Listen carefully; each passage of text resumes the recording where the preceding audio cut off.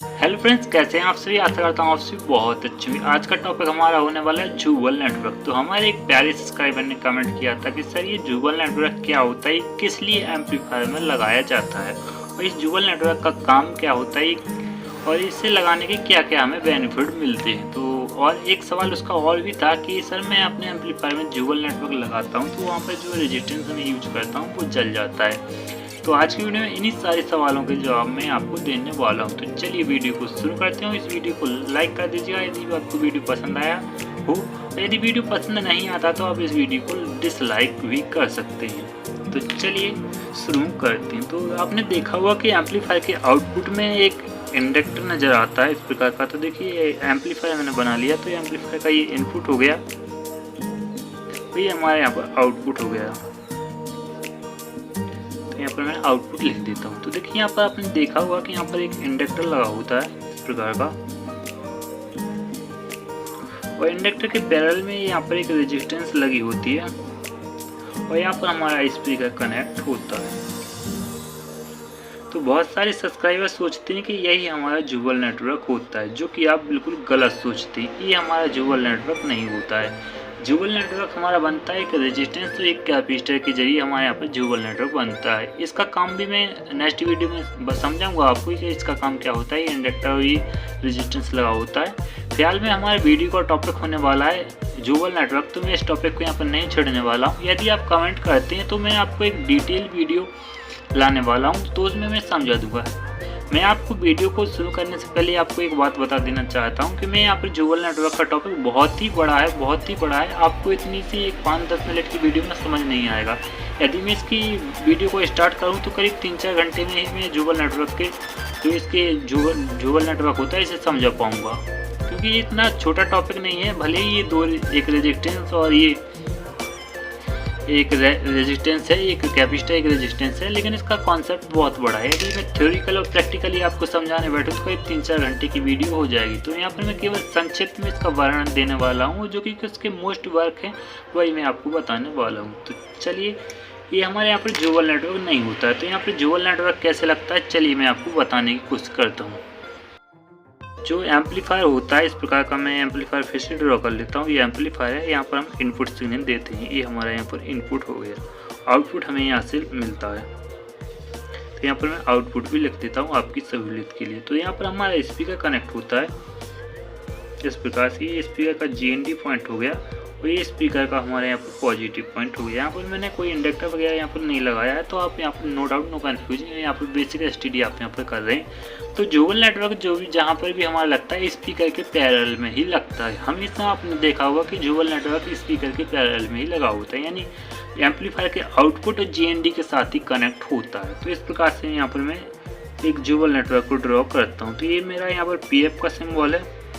तो यहाँ पर मैं एक रेजिस्टेंस यहाँ पर ड्रॉ करता हूँ। इस प्रकार से हमारे यहाँ पर स्पीकर के पैरेलल में ही यहाँ पर एक जूबल नेटवर्क लग जाता है। तो ये जो यहाँ पर कैपेसिटर और रेजिस्टेंस का जो नेटवर्क यहाँ पर बना है, इसी नेटवर्क को हम यहाँ पर जूबल नेटवर्क बोलते हैं। आशा करता हूँ आपको ये डाउट नहीं रहा होगा कि जूबल नेटवर्क किसे बोलते हैं। बहुत सारे सब्सक्राइबर कमेंट करते हैं कि इंडक्टर वगैरह को जूबल नेटवर्क बोलते हैं। मैं आपको बता दूं कि इंडक्टर वगैरह को वहाँ पर जूबल नेटवर्क नहीं बोलते हैं। उसका काम अलग है, इसका काम अलग है। हाँ, लेकिन ये दोनों मिलते जुलते कंपोनेंट हैं। इसी यानी स्पीकर के आउटपुट पर ही लगते हैं, यानी एम्पलीफायर के आउटपुट पर ही दोनों लगते हैं। तो थोड़ा कन्फ्यूजन हो सकती है, तो मैंने यहाँ पर ये कन्फ्यूजन दूर करने की कोशिश करी है। तो देखिए, इस कैपेसिटर की वैल्यू निकालने के लिए भी एक फार्मूला होता है, जो कि मैं आपको, यदि आप कमेंट करते हैं तो एक जूबल नेटवर्क पे डिटेल से वीडियो लाऊंगा, उसमें आपको बताऊंगा। इस रेजिस्टेंस की वैल्यू का भी यहाँ पर एक फार्मूला होता है जिससे इसकी वैल्यू को निकाला जाता है। ऐसा नहीं कि आप किसी भी एम्पलीफायर में कोई भी रेजिस्टेंस और कोई भी जो कैपेसिटर हो उसे आप लगा देते हैं और आपका ये एम्पलीफायर में जूबल नेटवर्क लग गया। ऐसा ये बिल्कुल गलत तरीका है। हर कैपेसिटर यानी हर एम्पलीफायर में अलग अलग तरीके के जूबल नेटवर्क का अरेंजमेंट किया जाता है। नॉर्मली आपको कॉमन जो जूबल नेटवर्क देखने को मिला होगा उसमें कैपेसिटर लगा होता है 100 नैनोफैराड यानी 104 का, और 10 ओम की यहाँ पर एक रेजिस्टेंस लगी होती है। नॉर्मली हमने जूबल नेटवर्क जो सस्ते एम्पलीफायर होते हैं उसमें ये देखा होगा। तो ये भी सही है, ये अच्छे से काम कर जाता है। लेकिन जूबल नेटवर्क का यदि आप वर्क समझ जाते हैं तो आपको इस सोच में पड़ा देगा ये टॉपिक कि आखिर ये इसकी वैल्यू इतना काम, यानी इसकी वैल्यू को सही निकालना ही बेहतर होगा। किसी भी कैपेसिटर रेजिस्टेंस को लगाने से ड्यूअल नेटवर्क बना नहीं सकते। तो देखिए, आपने यदि पढ़ाई की हो तो अच्छी बात है, यदि नहीं की है तो भी अच्छी बात है। मैं आपकी डिग्निटी का यहाँ पर अपमान नहीं करने वाला हूँ। आप बहुत अच्छे हैं और अच्छे ही रहेंगे। आपने पढ़ा है तो भी अच्छी बात है, नहीं पढ़ा है तो भी अच्छी बात है। तो देखिए, यदि आपने पढ़ाई की है तो आपने जो 10+2 की बुक्स होती है फिजिक्स की, यानी मैं क्लास 12 की बात कर रहा हूँ, उसमें एक फिजिक्स का एक विषय होता है। उसमें यदि आपने पढ़ा हुआ तो आपने देखा होगा कि इंडक्टर में यदि हम किसी फ्रिक्वेंसी को इनपुट में देते हैं, यानी फ्रिक्वेंसी को देते हैं, तो उसका रेजिस्टेंस बढ़ता जाता है। मान लीजिए हमारा यहाँ पर इंडक्टर है, ये इंडक्टर का रेजिस्टेंस हमारे यहाँ पर 8 ओम है।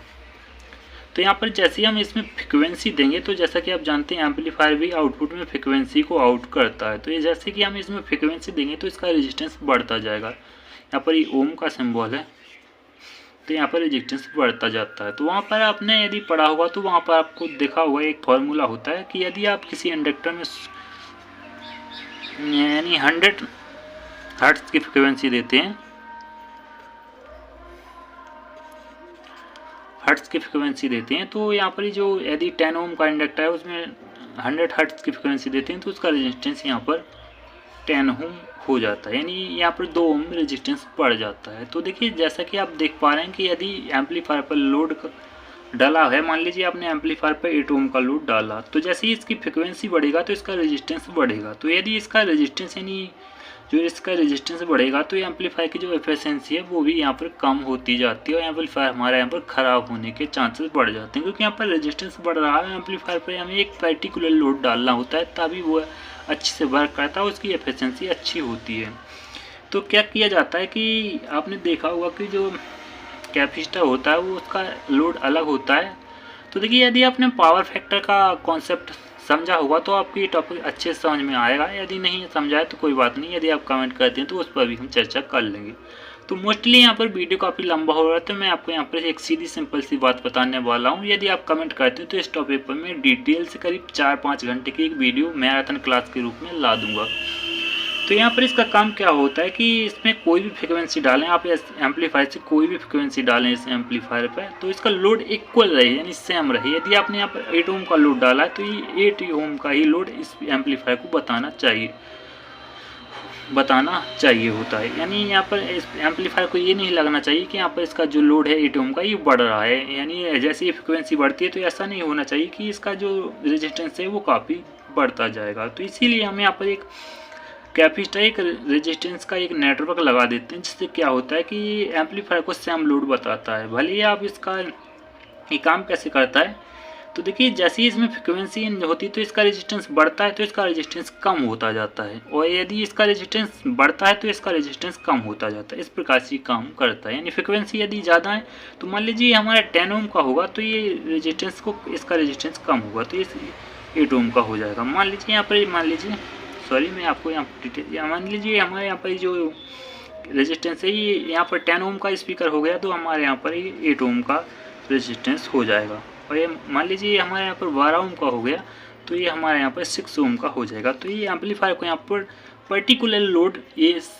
यानी बताएगा कि एम्पलीफायर पे जो स्पीकर है वो हमारा 100 ओम का है, भले ही स्पीकर की ओम्स यहाँ पर चेंज होती रही। तो यही एक्चुअली इसका मोस्ट काम होता है। हालांकि आज के एम्पलीफायर में इसका ज़्यादा कोई काम नहीं होता, ये पहले के ज़माने के एम्पलीफायर में यूज किया जाता है। आज के एम्पलीफायर में यदि आप इसे नहीं भी लगाते तो भी काम चल जाता है, क्योंकि आज के एक एडवांस टेक्नोलॉजी के एम्पलीफायर आ चुके हैं। पहले इतनी एडवांस टेक्नोलॉजी नहीं थी, इसीलिए यहाँ पर ये ड्यूअल नेटवर्क का अरेंजमेंट किया जाता है। आजकल के एम्पलीफायर तो ऑटोमेटिकली प्रोटेक्ट कर लेते हैं कि एम्पलीफायर पर कितना ओम का लोड डला है।